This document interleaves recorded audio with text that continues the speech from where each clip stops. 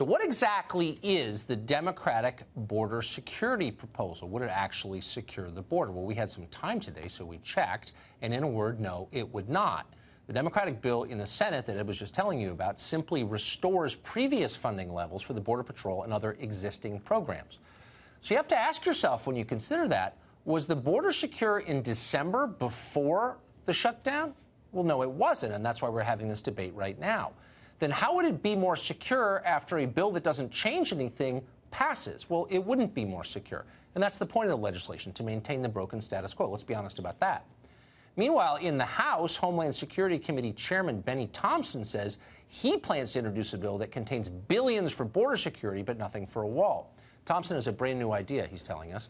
He says he can secure the border with the marvels of technology. He recently told PBS that cutting-edge machines can help us, quote, identify those vulnerabilities on the border.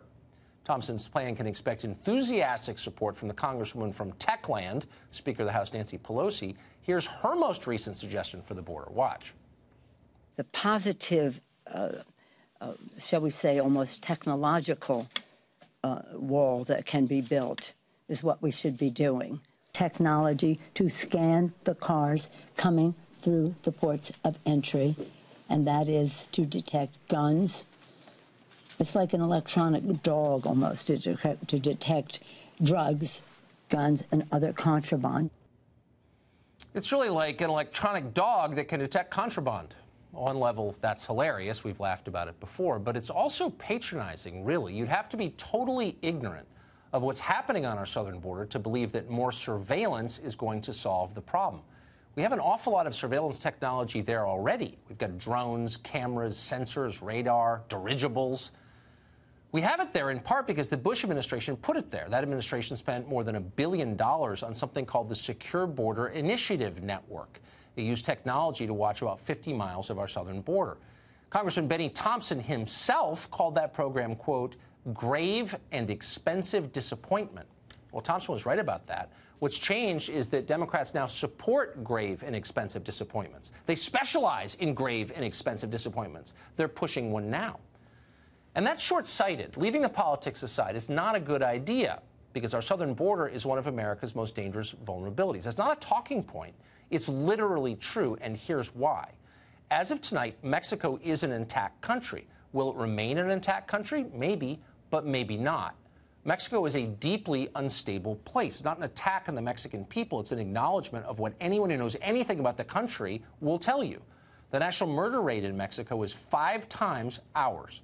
Since 2006, more than 250,000, 250,000 people have been murdered in Mexico. That includes hundreds of politicians and judges. There's a war going on there, and it's spurred by drug cartels that reach into the highest levels of the Mexican government. Not an exaggeration. The Attorney General of an entire Mexican state recently pleaded guilty to drug trafficking charges.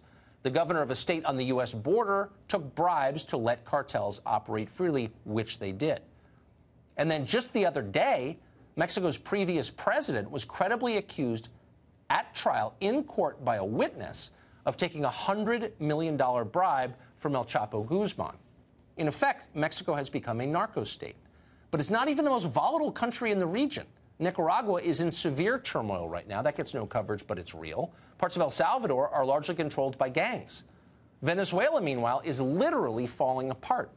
A recent Brookings Institution report predicted that a total collapse of Venezuela, which could happen any day, might create 8 million refugees. For perspective, that's more refugees than fled the entire Syrian civil war. And keep in mind that that flood of humanity upended all of Europe.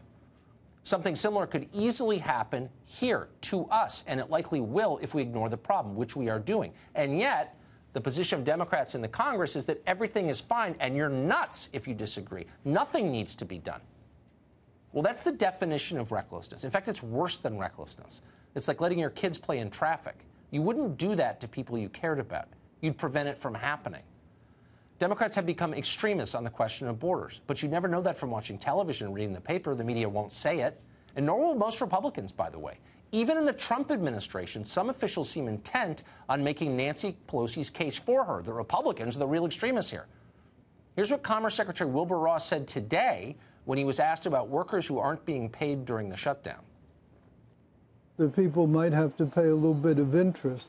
But the idea that it's paycheck or zero is not a really valid idea. There have been ads run by a number of the public sector credit unions. Those have announced very, very low interest rate loans to bridge people over the gap. So more debt, more interest payments, that's the solution? No, it's not. Those are the last things that most Americans need. That was an idiotic thing to say. Look for Wilbur Ross's words to be aired every day for the next 3 years on CNN. They know a propaganda win when they see one. And it's a shame. And it's also a distraction because it doesn't change the nature, the fundamental nature of this crisis. Our borders remain vulnerable and the stakes are higher than they have ever been thanks to the chaos just south of them. Leaders who cared about this country would be staying up late trying to fix that problem. Democratic leaders are trying to make it worse. That's the bottom line truth.